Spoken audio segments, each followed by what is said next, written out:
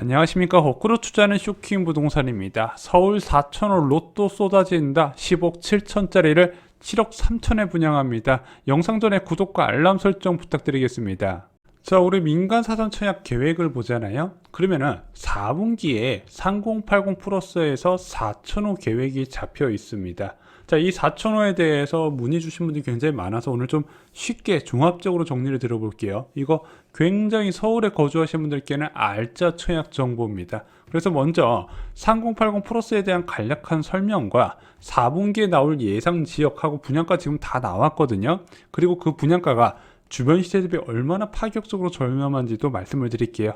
마지막으로 이 3080 플러스는요, 독특한 청약 제도를 갖고 있습니다. 좀 쉽게 정리를 드리겠습니다. 자, 먼저 3080 플러스는요, 좀 쉽게 설명을 드릴게요. 자, 여러분들 지금 서울시에서 민간 재개발 중심으로 많이 진행하고 있고, 또 정부가 공공 재개발로 사업을 많이 추진하고 있는데, 이거는 그런 재개발 모델과 좀 다릅니다. 바로 공공이 개발을 원하는 노후 지역의 토지를 수용을 해서요, 주택 공급을 늘리는 개발 방식입니다. 자, 이게 일반 재개발과 비교하기는 좀 어렵고요. 신도시 공급과 유사하다고 보시면 돼요. 자, 신도시 같은 경우는요, 뭐 그린벨트 같은 토지를 수용해서 그 토지 소유주한테 현금으로 보상해 주거나 또는 대토 보상을 해주는 경우가 많습니다. 자, 그런데 3080 플러스는요, 토지를 수용하는 것 같은데 그 토지를 보유한 사람한테 아파트로 돌려주는 거예요.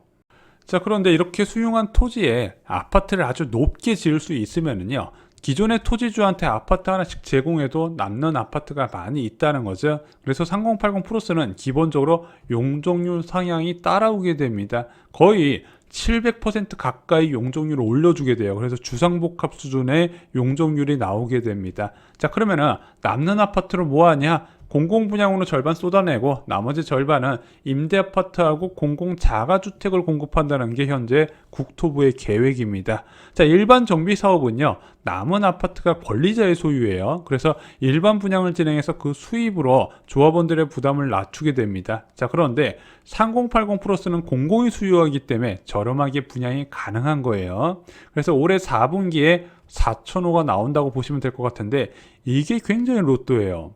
자, 이렇게 공급되는 아파트는요, 일군 건설사가 유명 브랜드로 신축합니다. 공공이 수용해서 아파트로 짓는다고 LH나 SH 브랜드가 들어가지 않아요. 왜냐면은 이 3080 플러스로 아파트를 지을 때는 권리자가 시공사를 선정하게 되어 있습니다. 그래서 완공되면은 일군 건설사의 브랜드가 들어가기 때문에 지어놓은 것만 보면 민간 재개발과 차이가 없어요. 그냥 시행 방식 자체의 차이라는 겁니다. 자, 3080 플러스와 신도시 절차를 좀 비교해 보겠습니다. 신도시 같은 경우는 먼저 지구 발표부터 시작이 되죠. 자, 이제부터 여기는 교산 신도시라고 발표를 하고 나서 바로 토지거래 허가구로 묶어버려요. 그 다음에 지구 지정을 한 다음에 지구계획 승인을 받습니다. 이 지구계획이 뭐다? 이렇게 발표한 신도시를 어떤 식으로 개발할 것인지 청사진을 그리는 거예요. 그렇게 구체적인 계획이 승인이 나게 되면 토지 수용 과정을 거치고 나서 토지 수용이 끝나면은 대규모 토목공사 이후에 직접적으로 시행사인 LH가 분양을 하거나 또는 용지 매각에 나서게 됩니다. 자, 3080 플러스는 좀 달라요. 자, 3080 플러스는 좀 다릅니다. 주민 동의가 전제가 되어야 돼요. 그래서 주민 신청을 받은 곳 중에서 후보지를 발표하게 되고요. 후보지 중에서 예정지구와 본지구를 지정하게 됩니다. 자, 예정지구는 3분의 2 이상 동의를 받아야 되고요. 예정지구로 지정된 다음에 다시 3분의 2 동의를 한 번 더 받으면 본지구가 돼요. 그럼 이 본지구로 지정되면 수용이 끝이 난 겁니다. 자, 그러면은 수용이 됐으면 바로 지구계획 승인에 해당되는 복합사업 계획 승인을 받게 돼요. 이거는 뭐 아파트를 어떻게 짓겠다 지자체와 협의를 통해서 허가를 받는 과정이라 보시면 될 것 같습니다. 민간 재개발에서는 사업시행 인가 과정이라고 불러요. 자, 그리고 나서 토지주 우선 공급과 사전 청약을 진행하게 됩니다. 재개발에서는 관리 처분 단계라고 부릅니다. 자, 이렇게 아파트 분양 절차가 끝나게 되면은 바로 이주와 철거를 거치고 그 다음에 아파트 분양을 진행하게 됩니다. 그래서 이주와 철거 보통 2년 정도 걸리기 때문에 일반적인 분양보다도 한 2년 정도 앞당겨서 3080 플러스 사전 청약을 진행하게 된다 보시면 될 것 같아요. 자, 그러면은 수용이 끝난 본지구 지정이 완료된 구역은 어디이냐? 7개 구역이 발표가 됐어요. 서울의 6개 구역, 그리고 부천시 1개의 구역입니다. 자, 이들 중에서 올해 하반기에 사전 청약 물량이 나올 것으로 봐요. 4,000호가 대부분 이 안에서 나오게 됩니다. 자, 먼저 대표적인 곳을 좀 살펴보겠습니다. 증산 4구역이에요.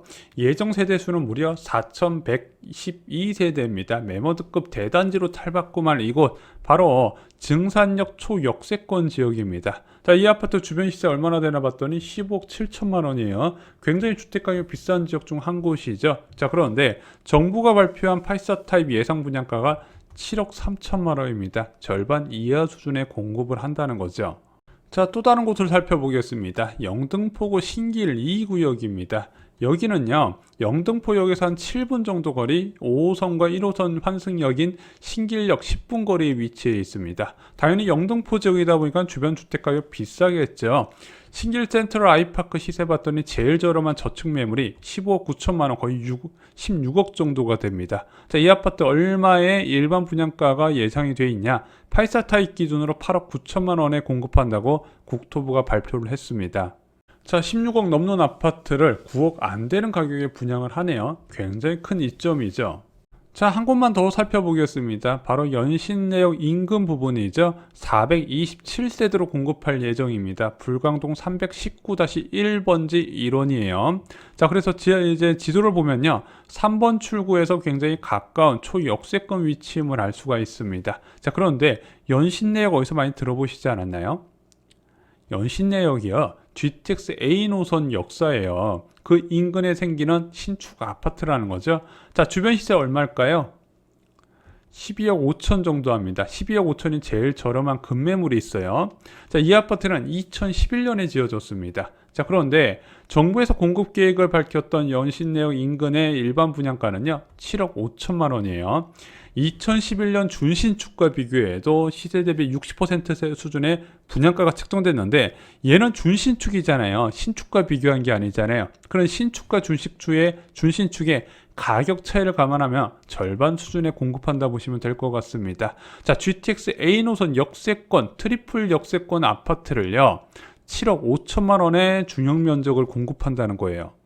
자, 물론 이렇게 생각하실 수 있습니다. 야, 서울에 싹이 나오면 뭐하냐, 고액 통장 보유자들이 다 쓸어가면 나한테 기회도 없을 텐데, 솔직히 서울은요, 청약 수요가 너무 많은 지역이기 때문에 4,000원 쏟아져도 금방 소화되고 다시 공급 부족 일어나지 않을까, 이런 우려가 될 겁니다. 아무리 좋은 기회가 나와도 내가 잡아야 이게 내 집 마련에 성공할 수 있는 부분이지, 4,000원 부족할 것 같은데, 이렇게 생각하실 수도 있어요. 자, 하지만 걱정하지 마세요. 아직 많이 남아 있습니다. 3080 플러스 지금 후보지만 16만 호예요. 자, 그리고 바로 사업 추진을 할 수 있는 본지구 요건을 충족한 데가 벌써 36,400호 규모입니다. 이거 교산 신도시보다 큰 규모예요. 자, 그럼 아까 1만 호는 본지구 지정됐으니까 본지구 지정 대기하고 있는 데가 벌써 26,400호라는 거죠. 그리고 3분의 2 동의 받지 않고 아직 절반 정도 받은 데까지 합치면요, 6만 호, 7만 호 지금 대기하고 있습니다. 마음만 먹으면요, 계속 쏟아져요. 자, 추가로 3080 플러스의 독특한 청약 제도에 대해서 좀 말씀을 드리겠습니다. 자, 서울에서 공급되는 재개발 일반 분양은요, 민간 분양으로 진행돼요. 당연하죠. 민간 택지에서 공급되는 시행사가 민간인 아파트니까. 그런데 이 3080 플러스는요, 민간이 아니라 공공이 시행 역할을 하고 공급을 하게 됩니다. 그래서 공공 분양이에요. 자, 그런데 공공 분양으로 이렇게 쏟아지게 되면 누가 불리하게 되냐? 청약 예금 가입한 사람들이 청약을 할 수가 없네. 그래서 이 청약 예금 가입자는 청약을 못할까봐 이 3080 플러스는 청약 통장 제한을 없애게 됩니다. 또 하나, 공공 분양으로 많이 쏟아지게 되면 또 하나 분노가 무엇이다? 바로 특별 공급 비중이 너무 많다는 거죠. 무려 85%나 된다는 겁니다.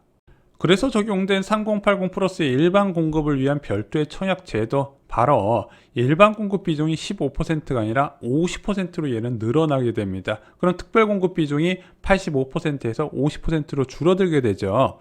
그리고 일반 공급에서도 좀 변화가 있습니다. 원래 공공 분양의 일반 공급은요, 순차제라고 하는 청약통장 인정금액 순입니다. 자, 그런데 3080 플러스는요, 그런 순차제로만 공급되면 너무 한쪽으로 이제 기회가 쏠리다 보니까 추첨제 30%를 추가로 집어넣게 됩니다. 그래서 순차제 70%, 추첨제 30%로 구성되고요. 이런 추첨제에 넣기 위해서는 3년 이상 무주택 세대 구성원으로서 엄격히 제한을 하게 됩니다. 추첨제를 통해서 누구나 기회를 잡을 수 있다는 거 잊지 마시기 바랍니다. 2022년에는요, 서울 공급에도 숨통이 트일 것으로 보여집니다. 둔촌주공을 비롯한 굵직굵직한 재건축 재개발 사업장에서 공급이 쏟아질 겁니다. 여기에 플러스 연말에 주변 시세 반값 수준의 분양 물량이 무려 4,000호나 쏟아진다는 거, 둔촌주공 일반 분양 물량만큼 쏟아지게 됩니다. 이렇게 공급되는 거 꼭 잊지 마시기 바랍니다. 그런데 이 4,000호가 이제 끝일까요? 내년엔 더 많이 공급될 겁니다. 아까 보셨죠? 엄청 많은 후보지들이 대기를 하고 있습니다.